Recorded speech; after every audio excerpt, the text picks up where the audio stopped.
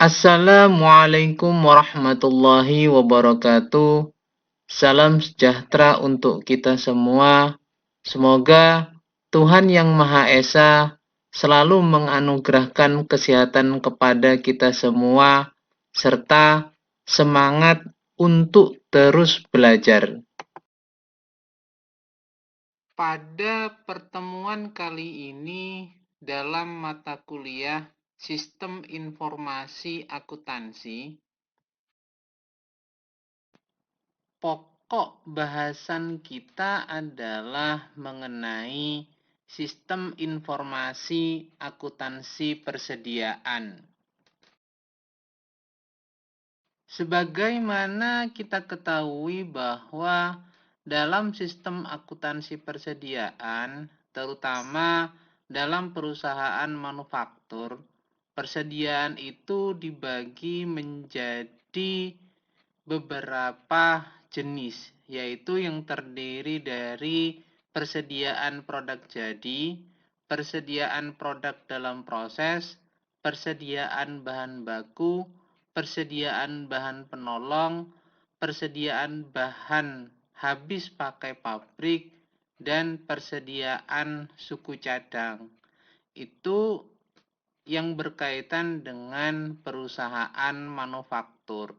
Sedangkan dalam perusahaan dagang hanya terdiri dari satu golongan saja mengenai persediaan ini, yaitu persediaan barang dagangan yang merupakan barang yang dibeli dengan tujuan untuk dijual kembali.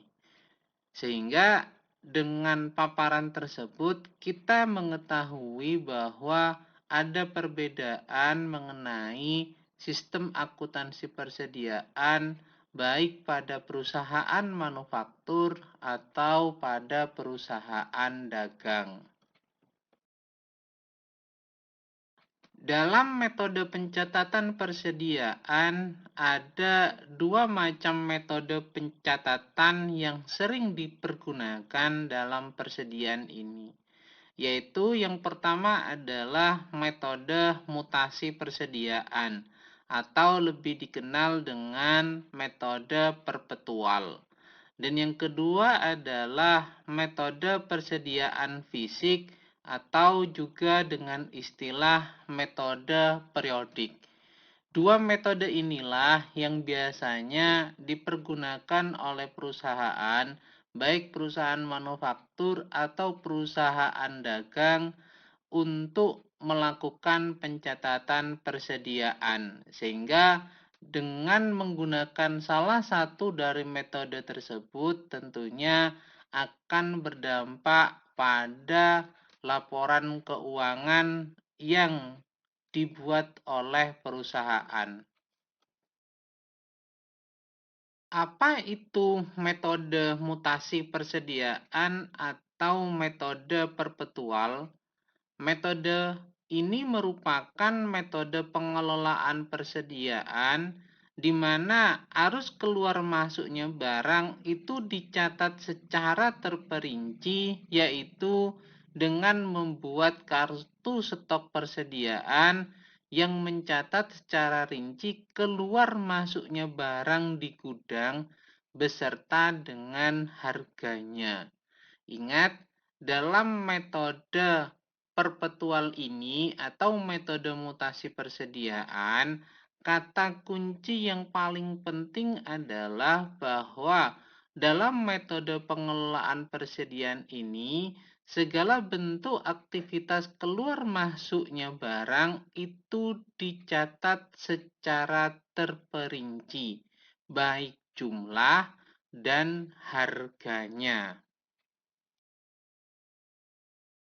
Sedangkan metode persediaan fisik atau periodik merupakan metode pengelolaan persediaan di mana arus keluar masuknya barang tidak dicatat secara terperinci. Sehingga untuk mengetahui nilai persediaan pada suatu saat tertentu harus melakukan perhitungan barang secara fisik atau stok of-name di gudang. Namun dalam pelaksanaannya, biasanya penggunaan metode persediaan fisik atau periodik ini masih melakukan pencatatan terhadap siklus keluar masuknya barang di gudang.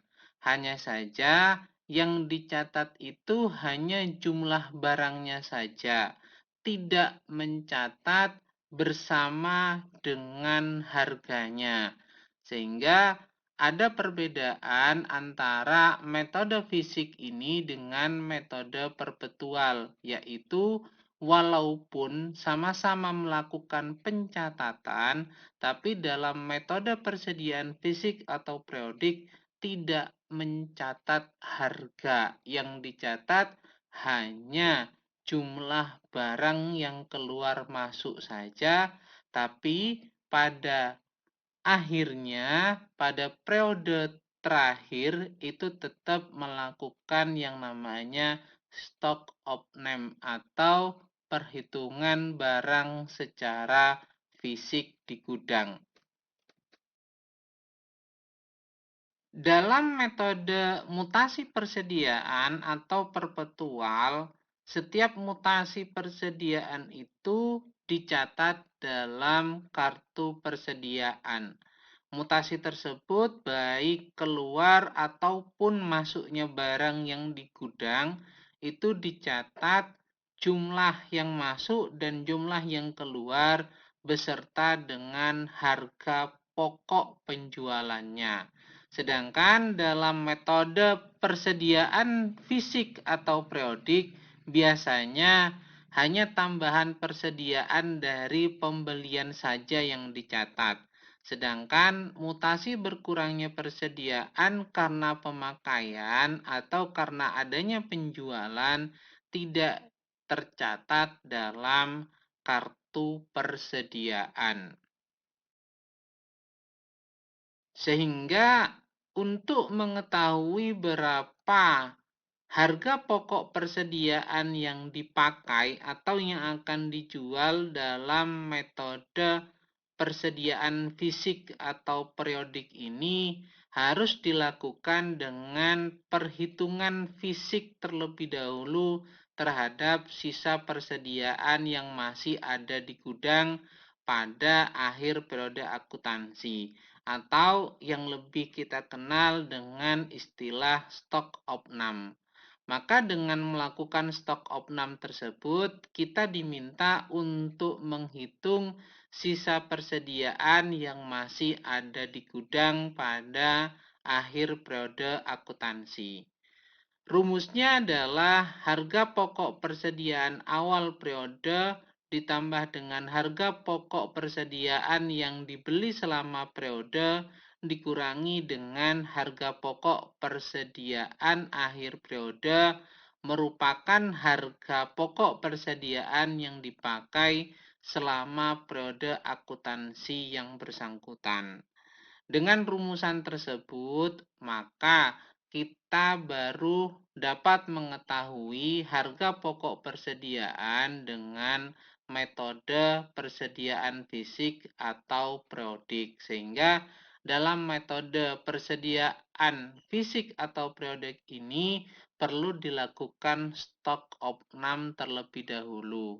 Hal ini tentunya berbeda dengan metode mutasi persediaan atau perpetual di mana untuk mengetahui harga pokok persediaannya sudah tercatat secara langsung pada saat setiap terjadinya mutasi persediaan atas keluar masuknya persediaan yang ada di gudang. Metode persediaan fisik atau periodik ini sebenarnya lebih cocok digunakan dalam penentuan biaya bahan baku pada perusahaan yang harga pokok produknya dikumpulkan dengan metode harga pokok proses. Sehingga akan lebih mudah untuk menentukan harga pokok persediaan dengan menggunakan metode periodik atau metode persediaan fisik. Sedangkan metode mutasi persediaan atau perpetual lebih cocok digunakan dalam penentuan biaya bahan baku pada perusahaan yang harga pokok produknya dikumpulkan dengan metode harga pokok pesanan. Kalau kita dapat memahami tersebut, maka akan lebih mudah melakukan aplikatifnya, di mana ketika perusahaan menentukan proses produksinya dengan harga pokok pesanan, maka lebih baik menggunakan metode mutasi persediaan atau perpetual dalam kebijakan akuntansi persediaannya. Sedangkan bagi perusahaan yang dalam proses produksinya menggunakan harga pokok proses atau untuk produk massal, itu lebih baik menggunakan metode persediaan fisik atau periodik dalam kebijakan akuntansi persediaannya. Tentunya hal ini akan lebih memudahkan mekanisme akuntansi dalam pelaporan keuangan yang dijalankan oleh perusahaan. Setelah kita memahami metode pencatatan persediaan yang dapat dijalankan oleh perusahaan, di mana dalam metode pencatatan persediaan itu ada dua metode yang dapat dipergunakan, yaitu metode mutasi persediaan atau perpetual dan metode persediaan fisik atau periodik. Maka perlu dipahami juga, selain mengenai metode pencatatan dalam persediaan, juga ada metode penentuan nilai persediaan atau metode penilaian persediaan, di mana dalam metode penentuan nilai persediaan ini terbagi menjadi 3, yaitu FIFO, LIFO, dan average. Di mana FIFO atau dalam kepanjangannya first in first out ini barang yang masuk baik dibeli atau diproduksi terlebih dahulu akan dikeluarkan atau dijual pertama kali. Sehingga yang tersisa pada akhir periode adalah barang yang berasal dari pembelian atau persediaan terakhir.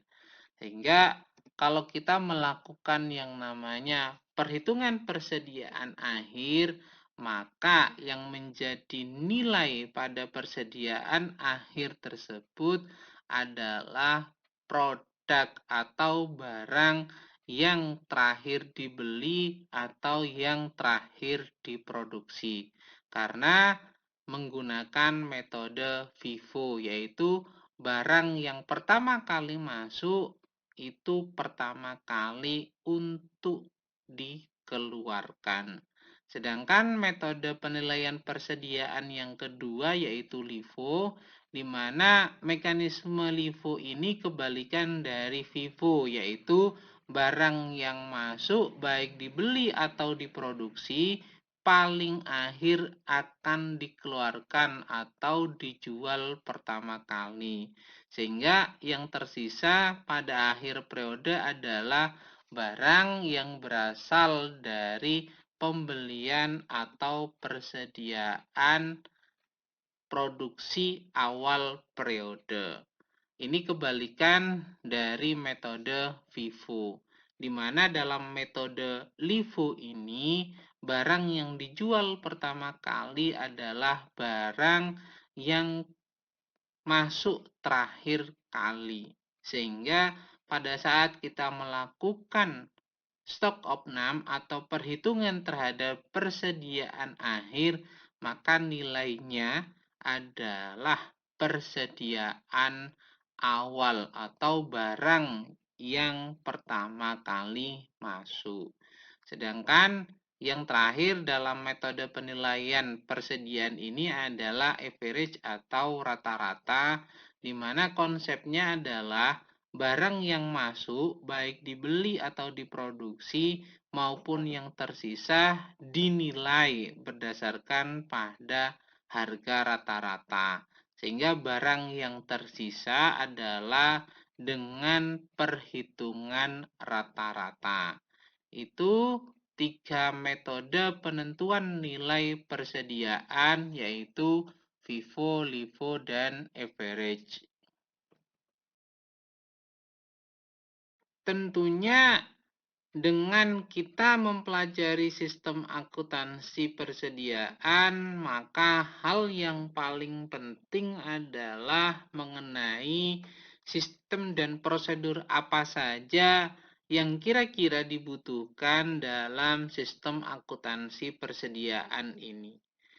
Ada 9 sistem dan prosedur yang berkaitan erat dengan sistem akuntansi persediaan, yaitu yang pertama adalah prosedur pencatatan produk jadi.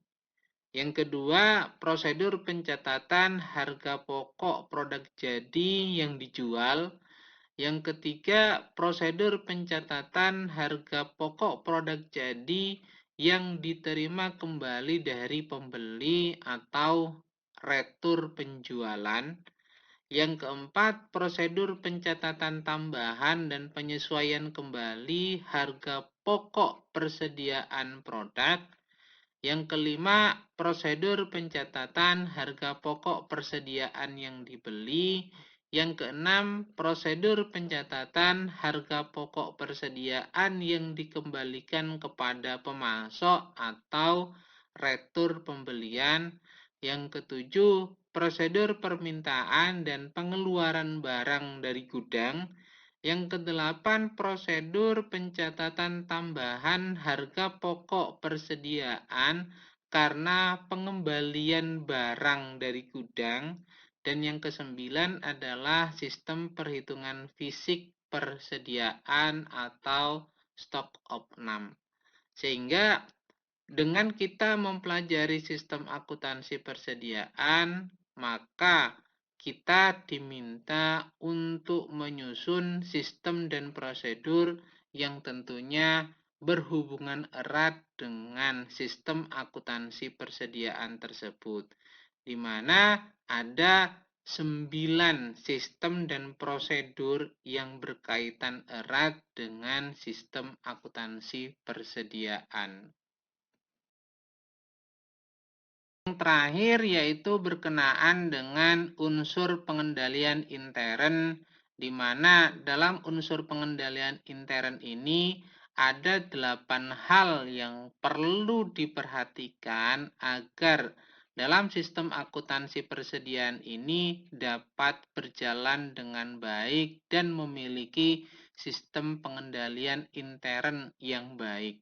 Tentunya unsur pengendalian intern ini terbagi menjadi 3 kelompok, yaitu berkaitan dengan organisasi, berkaitan dengan sistem otorisasi dan prosedur pencatatan, dan yang terakhir adalah berkaitan dengan praktek yang sehat.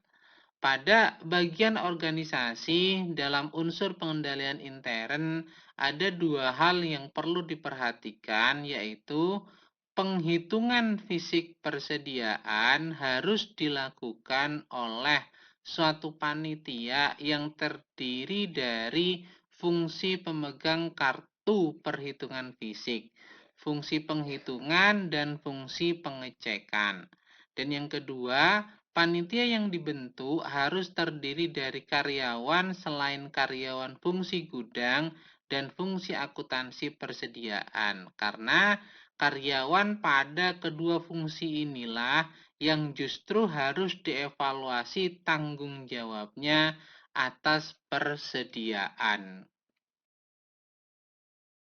Sedangkan dalam sistem otorisasi dan prosedur pencatatan dalam unsur pengendalian intern ada 3 hal yang perlu diperhatikan, yaitu yang pertama adalah berkenaan dengan daftar hasil penghitungan fisik persediaan harus ditandatangani oleh Ketua Panitia Penghitungan Fisik Persediaan. Yang kedua, pencatatan hasil penghitungan fisik persediaan didasarkan atas kartu penghitungan fisik yang telah diteliti kebenarannya oleh pemegang kartu penghitung fisik. Dan yang terakhir, harga satuan yang dicantumkan dalam daftar hasil penghitungan fisik berasal dari kartu persediaan yang bersangkutan. Sedangkan untuk praktek yang sehat dalam unsur pengendalian intern, ada 3 hal yang perlu diperhatikan, yaitu yang pertama berkenaan dengan kartu penghitungan fisik bernomor urut harus tercetak dan penggunaannya dipertanggungjawabkan oleh fungsi pemegang kartu penghitungan fisik. Yang kedua, penghitungan fisik setiap jenis persediaan dilakukan dalam kurun waktu 2 kali secara independen. Pertama kali oleh penghitung dan yang kedua oleh pengecek. Sehingga dalam melakukan penghitungan fisik ini dilakukan 2 kali. Dan yang terakhir yaitu peralatan dan metode yang digunakan untuk mengukur dan menghitung kuantitas persediaan harus terjamin ketelitiannya. Itu beberapa hal yang perlu diperhatikan untuk membuat unsur pengendalian intern yang baik dalam sistem akuntansi persediaan. Mungkin ini terlebih dahulu paparan yang dapat saya berikan mengenai sistem informasi akuntansi persediaan. Mudah-mudahan dapat dipahami dengan baik. Monggo kalau misalnya katakanlah untuk menambah pemahaman, dapat membaca literatur yang lain yang berkaitan dengan sistem informasi akuntansi persediaan ini. Dari saya, bila ada hal yang kurang berkenan, saya mohon maaf sebesar-besarnya. Saya akhiri, wabillahi taufik wal hidayah. Wassalamualaikum warahmatullahi wabarakatuh. Jangan lupa untuk selalu menjaga kesehatan, menjalankan perilaku hidup bersih dan sehat. Terima kasih.